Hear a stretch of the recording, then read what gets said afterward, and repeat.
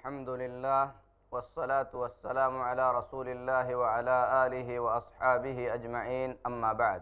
معزز ناظرین، پھر ایک بار ہم آپ کا خیر مقدم کرتے ہیں اس پر رونق مجلس میں۔ ناظرین، یہ جاننا چاہیے کہ کامیابی کے لیے آدمی کا ایمان والا ہونا ضروری ہے، اور ایمان کے 6 ارکان ہیں: اللہ پر ایمان لانا، اللہ کے فرشتوں پر ایمان لانا، اللہ کی کتابوں پر ایمان لانا، اللہ کے رسولوں پر ایمان لانا، قیامت کے دن پر ایمان لانا، اچھی اور بری تقدیر پر ایمان لانا۔ ایمان کے ان 6 ارکان میں سے پہلا رکن ہے اللہ تبارک و تعالیٰ پر ایمان لانا۔ اور اللہ پر ایمان لانے کا مطلب یہ ہے کہ بندہ اللہ تبارک و تعالیٰ کے وجود کو مانے، اور یہ مانے کہ اللہ تبارک و تعالیٰ تنہا اکیلا رب ہے، اس کے سوا کوئی دوسرا رب نہیں ہے۔ پھر یہ بھی مانے کہ عبادت کے لائق اکیلا اللہ تبارک و تعالیٰ ہے، اور اللہ کے سوا کوئی عبادت کے لائق نہیں ہے۔ عبادت ایک جامع لفظ ہے، اور اس کا معنی ہے وہ ساری باتیں جن باتوں کے کرنے سے اللہ راضی ہوتا ہے، وہ سارے کام جو اللہ کو راضی کرنے کے لیے کیے جاتے ہیں، وہ سارے اعمال جن سے اللہ تبارک و تعالیٰ کی رضا مقصود ہوتی ہے۔ عبادت کے 3 بنیادی اصول ہیں۔ عبادت کرنے والے کے لیے ضروری ہے کہ جس کی عبادت کرتا ہو وہ اس سے محبت کرے۔ اللہ تبارک و تعالیٰ نے اپنے مومن بندوں کی صفت بیان کرتے ہوئے فرمایا: والذین آمنوا اشد حبا للہ، جو ایمان والے ہیں وہ اللہ تبارک و تعالیٰ سے انتہائی محبت رکھتے ہیں۔ اسی طریقے سے عبادت کرنے والے کے لیے یہ ضروری ہے کہ وہ اپنے معبود سے امید لگائے۔ اللہ تبارک و تعالیٰ اپنے مومن بندوں کے بارے میں فرماتا ہے: وَيَرْجُونَ رَحْمَتَهُ، مومن اللہ کی رحمت کے امیدوار ہیں۔ عبادت کرنے والے کے لیے یہ بھی ضروری ہے کہ وہ اپنے معبود سے ڈرے، خوف کھائے۔ اللہ تبارک و تعالیٰ فرماتا ہے: وَيَخَافُونَ عَذَابَهُ، مؤمنین اللہ تبارک و تعالیٰ کے عذاب سے ڈرتے بھی ہیں۔ بلکہ سورۃ الفاتحہ کی ابتدا میں ان تینوں باتوں کو بیان کرنے کے بعد اللہ نے عبادت کا تذکرہ فرمایا ہے۔ اللہ نے فرمایا: الحمدللہ رب العالمین، ساری تعریفیں اللہ کے لیے ہیں جو تمام جہانوں کا رب ہے۔ یہ بندہ اپنی محبت سے اللہ کی تعریف کرتا ہے۔ الرحمن الرحیم، انتہائی رحم کرنے والا، بڑا مہربان۔ اس میں اللہ کی رحمت کا تذکرہ کر کے اللہ تبارک و تعالیٰ کی رحمت کی امید کرتا ہے۔ مالک یوم الدین، قیامت کے دن کا مالک، جس میں اللہ تبارک و تعالیٰ کے غضب اور اللہ کے عذاب سے خوف محسوس کرتا ہے۔ پھر اس کے بعد بندہ کہتا ہے: ایاک نعبد و ایاک نستعین، اے اللہ ہم تیری ہی عبادت کرتے ہیں اور تجھ سے ہی مدد مانگتے ہیں۔ اللہ کی تعریف بھی ہوئی جو اللہ کی محبت کے متقاضی ہے۔ اللہ تبارک و تعالیٰ کی مہربانی کا ذکر بھی ہوا جس میں بندے کی امید کا اظہار ہے۔ اللہ تبارک و تعالیٰ کے روز جزا کے مالک ہونے کا بیان بھی ہوا جس میں اللہ رب العالمین سے خوف کا تذکرہ ہے۔ پھر اس کے بعد بندے نے اپنی عبادت کا تذکرہ کیا۔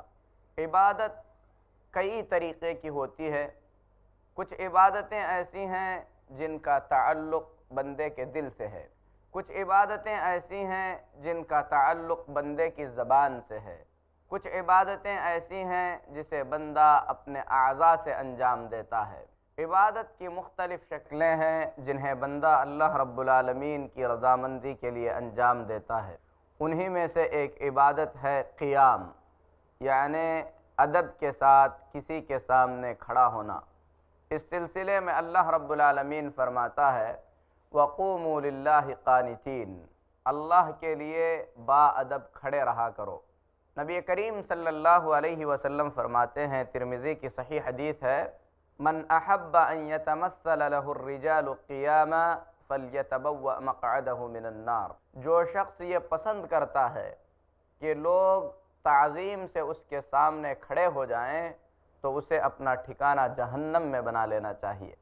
ہاں اگر ضرورت کے تحت کسی کو سہارا دینے کے لیے کھڑا ہونے کی ضرورت پڑے تو اس میں کوئی حرج نہیں ہے۔ اللہ کے نبی صلی اللہ علیہ وسلم نے جب حضرت سعد بن معاذ رضی اللہ تعالی عنہ کو غزوہ خیبر کے وقت طلب فرمایا تھا تو وہ زخمی تھے۔ جب وہ پہنچے تو نبی کریم صلی اللہ علیہ وسلم نے صحابہ سے فرمایا قوموا لسیدکم، تم لوگ کھڑے ہو کر سعد بن معاذ کو سہارا دو۔ تو صحابہ کرام رضی اللہ تعالی عنہم اجمعین نے انہیں سہارا دیا تھا۔ عبادت کی شکلوں میں سے ایک شکل ہے رکوع کرنا۔ اللہ تبارک و تعالی قرآن پاک میں فرماتا ہے یا ایھا الذین آمنوا ارکعوا واسجدوا واعبدوا ربکم وافعلوا الخیر لعلکم تفلحون، کہ اے ایمان والو رکوع کرو، سجدہ کرو، اپنے رب کی عبادت کرو، نیک اعمال کرتے رہو تو تم کامیاب ہو جاؤ گے۔ تو رکوع ایک عبادت ہے، اسی لیے نبی کریم صلی اللہ علیہ وسلم فرماتے ہیں جو شخص اللہ کے لیے رکوع کرتا ہے یا سجدہ کرتا ہے تو اللہ تبارک و تعالی اس سے اس کے درجے کو بلند کرتا ہے۔ عبادت کی انہی قسموں میں سے ایک قسم ہے سجدہ کرنا۔ سجدے کے بارے میں اللہ تبارک و تعالی نے فرمایا وَمِنْ آيَاتِهِ اللَّيْلُ وَالنَّهَارُ وَالشَّمْسُ وَالْقَمَرُ، اللہ تبارک و تعالیٰ کی نشانیوں میں سے رات اور دن ہے، سورج اور چاند ہے۔ لا تسجدوا للشمس ولا للقمر، سورج کو سجدہ مت کرو اور نہ ہی چاند کو سجدہ کرو۔ واسجدوا للہ الذی خلقہن ان کنتم ایاہ تعبدون، اللہ تبارک و تعالیٰ کو سجدہ کرو جس نے ان تمام چیزوں کو پیدا کیا ہے، اگر تمہیں اللہ کی عبادت کرنا ہے تو ایسے ہی کرو۔ اسی لیے نبی کریم صلی اللہ علیہ وسلم فرماتے ہیں لو كنت آمر احدا ان يسجد لاحد لامرت المرأة ان تسجد لزوجها، اگر مجھے کسی کو سجدے کا حکم دینا ہوتا تو میں عورت کو حکم دیتا کہ وہ اپنے شوہر کو سجدہ کرے، لیکن امت اسلامیہ میں اللہ رب العالمین کے علاوہ کسی اور کو سجدہ کرنا ایک بہت بڑا جرم ہے۔ عبادت کی مختلف شکلوں میں سے ایک شکل دعا بھی ہے۔ اللہ تبارک و تعالیٰ نے قرآن پاک میں فرمایا ادعونی استجب لکم، اے بندو تم مجھے پکارو میں تمہاری دعاؤں کو قبول کرتا ہوں۔ آگے اللہ نے فرمایا ان الذین یستکبرون عن عبادتی، جو میری عبادت سے روگردانی کرتے ہیں، جو میری عبادت میں تکبر کرتے ہیں، سیدخلون جہنم داخرین، تو وہ ذلیل کر کے جہنم میں داخل کیے جائیں گے۔ پہلے اللہ نے دعا کا حکم دیا، پھر اس کے بعد فرمایا کہ اللہ کی عبادت سے روگردانی کرنے والوں کے لیے ذلیل ہو کر جہنم میں داخل ہونا پڑے گا۔ تو پہلے ذکر کی گئی عبادت دعائی ہے۔ اسی لیے نبی کریم صلی اللہ علیہ وسلم ترمذی شریف کی صحیح حدیث ہے، فرماتے ہیں الدعاء هو العبادہ، دعا ہی اصل عبادت ہے۔ عبادت کی مختلف شکلوں میں سے ایک شکل ہے خوف کھانا، یعنی دل میں خوف پیدا کر لینا، اور یہ خوف صرف اللہ تبارک و تعالیٰ کا ہونا چاہیے۔ اسی لیے اللہ نے فرمایا فلا تخافوہم وخافونی، تم ان سے مت ڈرو مجھ سے ڈرو۔ لیکن جو خوف طبیعی ہوتا ہے وہ خوف عبادت کے زمرے میں داخل نہیں ہوتا۔ اللہ تبارک و تعالیٰ نے موسیٰ علیہ السلام کے واقعے کو ذکر کرتے ہوئے فرمایا جس میں موسیٰ علیہ السلام نے جادوگروں کے ساتھ مقابلہ کیا تھا، تو اس میں اللہ رب العالمین فرماتا ہے کہ جب جادوگروں نے اپنی لاٹھیاں اور رسیاں زمین پر پھینک دیں اور وہ سانپ بن کر میدان میں دوڑنے لگیں تو اللہ فرماتا ہے فَأَوْجَسَ فِي نَفْسِهِ خِيفَةً مُوسَىٰ، موسیٰ نے اپنے دل میں خوف سا محسوس کیا۔ قُلْنَا لَا تَخَفْ إِنَّكَ أَنْتَ الْأَعْلَىٰ، تو ہم نے انہیں تسلی دیتے ہوئے کہا کہ ڈرنے کی کوئی ضرورت نہیں، آپ ہی غالب رہیں گے۔ تو یہ جو خوف ہے ایک طبیعی خوف ہے، اور یہ طبیعی خوف عبادت کے زمرے میں شامل نہیں ہوتا، لیکن اگر وہ خوف جو اللہ رب العالمین سے بندے کو ہونا چاہیے بندہ کسی اور سے بھی کرتا ہے تو یہ شرک ہے، اور اسی کو عبادت کہتے ہیں۔ عبادت کی مختلف شکلوں میں سے ایک شکل ہے اپنے معبود سے امید لگانا۔ قرآن پاک میں اللہ رب العالمین فرماتا ہے وَيَرْجُونَ رَحْمَتَهُ، مومن بندے اللہ تبارک و تعالیٰ کی رحمت کے امیدوار ہوتے ہیں۔ اسی طریقے سے اللہ رب العالمین نے اپنے ان بندوں سے جنہوں نے گناہ کر کے اپنے آپ پر ظلم کر لیا ہے، پھر اس کے بعد مایوسی کی زندگی بسر کر رہے ہیں، امید دلاتے ہوئے فرمایا قُلْ يَا عِبَادِيَ الَّذِينَ أَسْرَفُوا عَلَىٰ أَنفُسِهِمْ لَا تَقْنَطُوا مِن رَحْمَةِ اللَّهِ۔ اے محمد صلی اللہ علیہ وسلم آپ کہہ دیجئے کہ اے میرے وہ بندو جنہوں نے گناہ کر کے اپنے آپ پر ظلم کر رکھا ہے، اللہ کی رحمت سے نا امید نہ ہونا۔ ان اللہ یغفر الذنوب جمیعا، اللہ تبارک و تعالی تمام گناہوں کو معاف فرما دیتا ہے، یعنی اگر توبہ کی جائے تو۔ اسی طریقے سے اللہ رب العالمین نے فرمایا وَمَن يَقْنُتْ مِن رَحْمَةِ رَبِّهِ إِلَّا الضَّالُّونَ، اللہ کی رحمت سے گمراہ لوگوں کے سوا کون ہے جو نا امید ہو سکتا ہے۔ اللہ رب العالمین کی مختلف عبادتوں میں سے ایک عبادت محبت بھی ہے کہ عبادت کرنے والا اپنے معبود سے سچی محبت کرتا ہے۔ اللہ رب العالمین کتاب پاک میں فرماتا ہے وَمِنَ النَّاسِ مَن يَتَّخِذُ مِن دُونِ اللَّهِ أَندَادًا يُحِبُّونَهُمْ كَحُبِّ اللَّهِ، لوگوں میں سے کچھ لوگ ایسے ہیں جو اللہ کے سوا اوروں کو اللہ کا شریک بنا کر ان سے ایسی محبت کرتے ہیں جیسی محبت اللہ سے ہونی چاہیے۔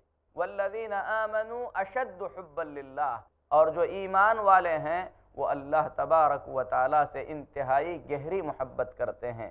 اسی لیے قرآن کریم میں اللہ تبارک و تعالیٰ فرماتا ہے قُلْ إِنْ كَانَ آبَاؤُكُمْ وَأَبْنَاؤُكُمْ وَإِخْوَانُكُمْ وَأَزْوَاجُكُمْ وَعَشِيرَتُكُمْ وَأَمْوَالٌ اقْتَرَفْتُمُوهَا وَتِجَارَةٌ تَخْشَوْنَ كَسَادَهَا وَمَسَاكِنُ تَرْضَوْنَهَا أَحَبَّ إِلَيْكُم مِّنَ اللَّهِ وَرَسُولِهِ وَجِهَادٍ فِي سَبِيلِهِ فَتَرَبَّصُوا۔ اے نبی صلی اللہ علیہ وسلم آپ فرما دیجئے کہ اگر تمہارے آبا و اجداد، اگر تمہارے بچے، اگر تمہارے بھائی، اگر تمہاری بیویاں، اگر تمہارا خاندان، اگر تمہارا مال اور تجارتیں جن کے خسارے کا تم خوف محسوس کرتے ہو، یہ ساری کی ساری چیزیں اللہ اور اس کے رسول صلی اللہ علیہ وسلم سے زیادہ پیاری ہیں، اللہ کے راستے میں جہاد کرنے سے زیادہ پیاری ہیں، تو انتظار کرو یہاں تک کہ اللہ تبارک و تعالیٰ تم پر اپنا عذاب نازل فرمائے۔ تو کہنے کا مطلب یہ ہے محبت ایک عبادت ہے جو اللہ رب العالمین کے لیے خاص ہے۔ مومنوں کی ساری محبتیں اللہ کے لیے ہوتی ہیں یا اللہ تبارک و تعالیٰ سے ہوتی ہیں۔ مومنین اللہ سے حد درجے محبت کرتے ہیں اور اللہ کے علاوہ جس سے بھی محبت کرتے ہیں وہ اللہ کے لیے محبت کرتے ہیں۔ اسی لیے نبی کریم صلی اللہ علیہ وسلم نے فرمایا اوثق عُرى الایمان الحب فی اللہ والبغض فی اللہ، ایمان کی سب سے مضبوط کڑی اللہ کے لیے محبت کرنا اور اللہ کے لیے کسی سے نفرت کرنا ہے۔ عبادت کی مختلف قسموں میں سے ایک قسم ہے اپنے معبود کی تعظیم کرنا، دل میں اس کے مقام اور مرتبے کو بلند کر لینا۔ سب سے زیادہ عظمت والا اللہ تبارک و تعالی ہے۔ ایک مومن اللہ تبارک و تعالی کی سب سے زیادہ تعظیم کرتا ہے، اور اسی تعظیم کے پیش نظر جب قسم کھانے کی ضرورت پڑتی ہے تو اللہ تبارک و تعالی کی قسم کھاتا ہے۔ اسی لیے نبی کریم صلی اللہ علیہ وسلم نے اللہ کے سوا اوروں کی قسم کھانے سے منع فرمایا، کیونکہ جس کی قسم کھائی جاتی ہے دل میں اس کی تعظیم اور اس کا مقام ہوتا ہے۔ نبی کریم صلی اللہ علیہ وسلم فرماتے ہیں من کان حالفا فلیحلف باللہ او لیصمت، جسے قسم کھانے کی ضرورت پڑے وہ اللہ کی قسم کھائے ورنہ خاموش رہے۔ بلکہ نبی کریم صلی اللہ علیہ وسلم نے یہاں تک فرما دیا من حلف بغیر اللہ فقد اشرک، جس نے اللہ کے سوا اوروں کی قسم کھائی اس نے اللہ کے ساتھ کسی اور کو شریک کیا۔ عبادت کی مختلف شکلوں میں سے ایک شکل توکل اور بھروسہ بھی ہے۔ اللہ تبارک و تعالی توکل کا ذکر کرتے ہوئے قرآن پاک میں فرماتا ہے وَعَلَى اللَّهِ فَلْيَتَوَكَّلِ الْمُتَوَكِّلُونَ، بھروسہ کرنے والوں کو اللہ تبارک و تعالی پر ہی بھروسہ کرنا چاہیے۔ عبادت کی انہی مختلف شکلوں میں سے ایک شکل قربانی اور ذبح کرنا بھی ہے۔ قرآن کریم میں اللہ تبارک و تعالی اس عبادت کا ذکر کرتے ہوئے فرماتا ہے قُلْ إِنَّ صَلَاتِي وَنُسُكِي وَمَحْيَايَ وَمَمَاتِي لِلَّهِ رَبِّ الْعَالَمِينَ، اے نبی صلی اللہ علیہ وسلم آپ فرما دیجئے میری نماز، میری قربانیاں، میرا جینا اور میرا مرنا سب اللہ کے لیے ہے جو تمام جہانوں کا رب ہے۔ اسی طریقے سے اللہ نے اپنے نبی صلی اللہ علیہ وسلم کو حکم دیتے ہوئے فرمایا فَصَلِّ لِرَبِّكَ وَانْحَرْ، آپ اپنے رب کے لیے نماز پڑھیں اور قربانی کریں۔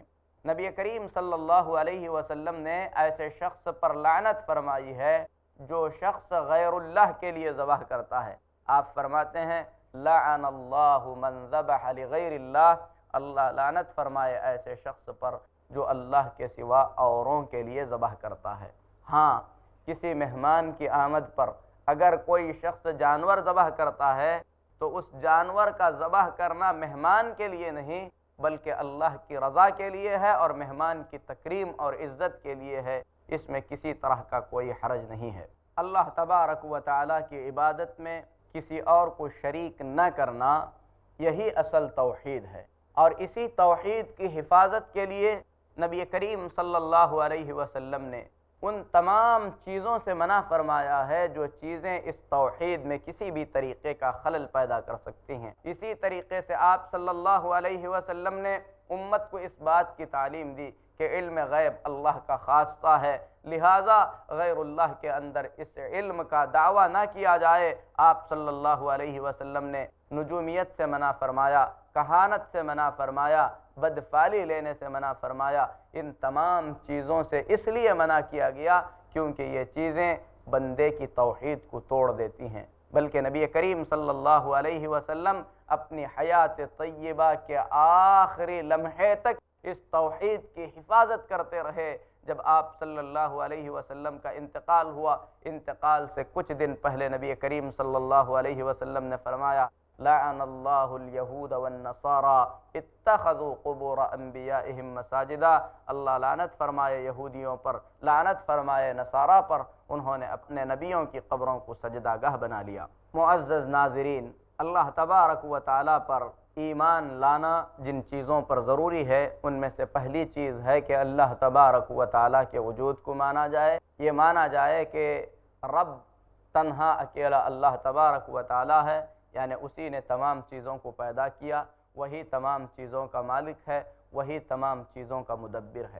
اسی طریقے سے عبادت اکیلے اللہ تبارک و تعالیٰ کی جائے۔ ان تین چیزوں کے ماننے کے ساتھ ساتھ اللہ پر ایمان اس وقت مکمل ہوگا جب بندہ اللہ تبارک و تعالیٰ کے ناموں اور اللہ کی صفتوں پر بھی ایمان لائے۔ اللہ کے ناموں اور صفتوں پر ایمان لانے کا مطلب ہے کہ قرآن کریم اور سنت رسول صلی اللہ علیہ وسلم میں اللہ کے بارے میں جو کچھ بیان کیا گیا ہے بندہ ان تمام چیزوں پر یقین رکھے، جس کی تفصیل انشاءاللہ ہم اگلی نشست میں بیان کریں گے۔